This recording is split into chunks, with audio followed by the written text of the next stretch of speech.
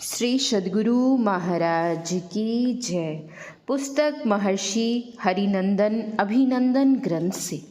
गुरु संगति गुरु होई सो। छोटे लाल दास संतनगर बरारी भागलपुर से।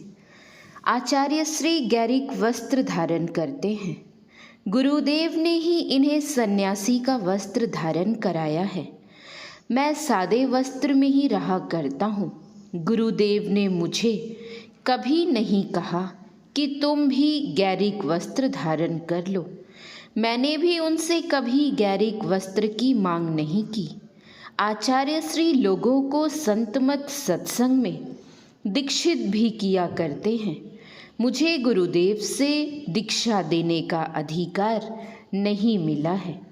आचार्य श्री सत्संग प्रचार भी किया करते हैं, परंतु मैं सत्संग प्रचार नहीं कर पाता हूँ क्योंकि मैं सांस के रोग से ग्रस्त रहा करता हूँ। यदि गुरुदेव मुझे धर्म प्रचार करने का आदेश दे देते तो वे मुझे अवश्य ही धर्म प्रचार करने की शक्ति भी प्रदान कर देते। आचार्य श्री स्वाध्याय प्रेमी भी हैं। ये धर्म दर्शन और अध्यात्म ग्रंथों का अध्ययन करते रहते हैं। समय पर ध्यानाभ्यास, स्तुति, प्रार्थना और अभ्यागतों से मिलने जुलने का काम भी ये कर लिया करते हैं। गुरुदेव और संतों के बताए मार्ग पर ये पूरी श्रद्धा के साथ चला करते हैं। अस्वस्थ रहने पर भी सत्संग प्रेमियों के आमंत्रण पर सत्संग कराने के लिए अवश्य चले जाते हैं। आचार्य श्री जो कुछ भी लिखते हैं बहुत सोच विचार कर लिखते हैं। इनकी हिंदी भाषा बहुत अच्छी है। कभी कुछ लिखते हैं तो मुझे दिखाते हैं और कहते हैं कि कहीं कुछ भाव या भाषा संबंधी त्रुटियां हो तो सुधार दें। यह इनके व्यक्तित्व की महत्ता ही है कि मुझ जैसे छोटे व्यक्ति को भी ये आदर दिया करते हैं। श्री नारायण स्वामी ने ठीक ही कहा है कि ईश्वर भक्त की पहली पहचान यह है कि वे स्वयं सम्मान नहीं चाहते परंतु दूसरों को सम्मान दिया करते हैं। नारायण हरि भक्त की प्रथम यही पहचान, आपु अमानी हुए रहे देत और को मान।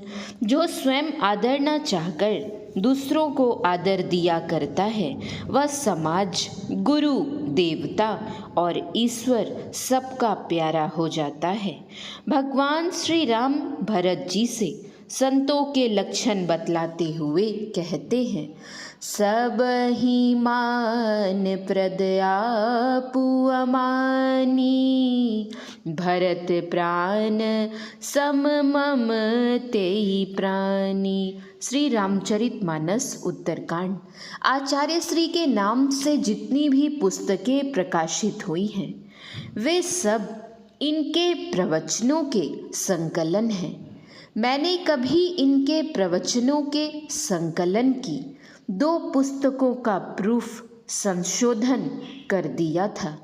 इन 2 पुस्तकों के नाम हैं पूर्ण सुख का रहस्य और अंतर अजब विलास।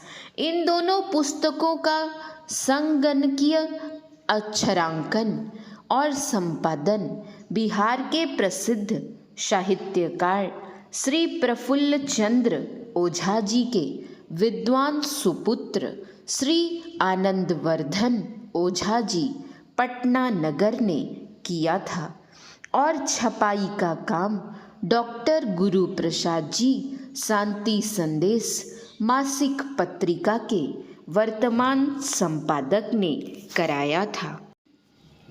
आचार्य श्री बिल्कुल सरल हिंदी भाषा में प्रवचन किया करते हैं जिसे कम पढ़े लिखे लोग भी आसानी से समझ पाते हैं। चाहे लाखों श्रोताओं की ही भीड़ क्यों न हो, ये स्थिरता और सहज भाव से बोलते हैं। पूर्व तैयारी करके ये कभी प्रवचन नहीं करते। सत्संग के सभा मंच पर आसीन होने पर इन्हें जो सहज स्फुरना होती है वही ये बोलते हैं। इनका प्रवचन संत वाणियों के आधार पर हुआ करता है, जिसमें कभी कभी ये गुरुदेव के मधुर संस्मरण सुनाते हैं और कथाओं तथा दृष्टांतों के द्वारा अपनी बातों को स्पष्ट करते हैं। ये बड़े निर्भिमानी संत हैं। अपने से छोटे महात्माओं का भी बड़ा आदर किया करते हैं। लाखों श्रोताओं के बीच भी ये सभा मंच से अपने से छोटे महात्माओं के लिए कहते हैं कि ये मुझसे विशेष जानते हैं। इनके सामने मेरा ज्ञान बहुत थोड़ा है। गुरुदेव के जीवन काल में आचार्य श्री ने गुरुदेव की सेवा करते हुए कुछ दिनों तक आश्रम स्थित शांति संदेश प्रेस के प्रबंधक का भी काम संभाला था। ये बड़ी सावधानी तथा सच्चाई के साथ प्रेस के आय व्यय का हिसाब रखा करते थे। प्रेस कर्मचारियों के प्रति इनका बड़ा सद्भाव तथा सहानुभूतिपूर्ण व्यवहार हुआ करता था। प्रूफ संशोधन करने की कला मुझे आचार्य श्री ने ही सिखाई थी। आचार्य श्री ने अनेक वर्षों तक गुरुदेव की रसोई बनाने की सेवा की है। कभी कभी ये गुरुदेव को व्हीलचेयर में बिठाकर आश्रम परिसर में टहलाया करते थे। कभी कभी आश्रम में अपराह्न काल में रामचरितमानस आदि धर्म ग्रंथों का पाठ करके गुरुदेव को सुनाया करते थे और कभी कभी गुरुदेव की मोटर गाड़ी के चालक का भी काम किया करते थे। आचार्य श्री गुरुदेव के बड़े मुँह लगे सेवक शिष्य थे। जिस प्रकार बच्चा अपने माता पिता से हिल मिलकर बातचीत करता है, उसी प्रकार ये भी गुरुदेव से हिल मिलकर बातचीत करते थे। गुरुदेव से बातें करने में तथा उनसे कुछ कहने या कुछ पूछने में इन्हें कुछ भी भय संकोच नहीं हुआ करता था। गुरुदेव इन पर यदि कभी कभार बिगड़ जाते, इनको डांट फटकार लगाते तो इनको कुछ भी दुख नहीं होता था। ऐसी स्थिति में भी इनका मुखमंडल मुरझाता नहीं था, प्रसन्न ही नजर आता था। यह उत्तम सेवक की पहचान है।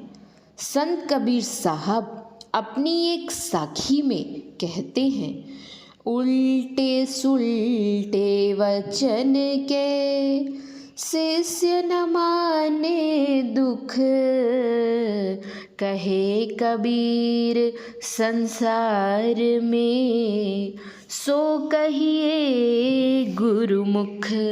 श्री सद्गुरु महाराज की जय। श्री सद्गुरु महाराज की जय।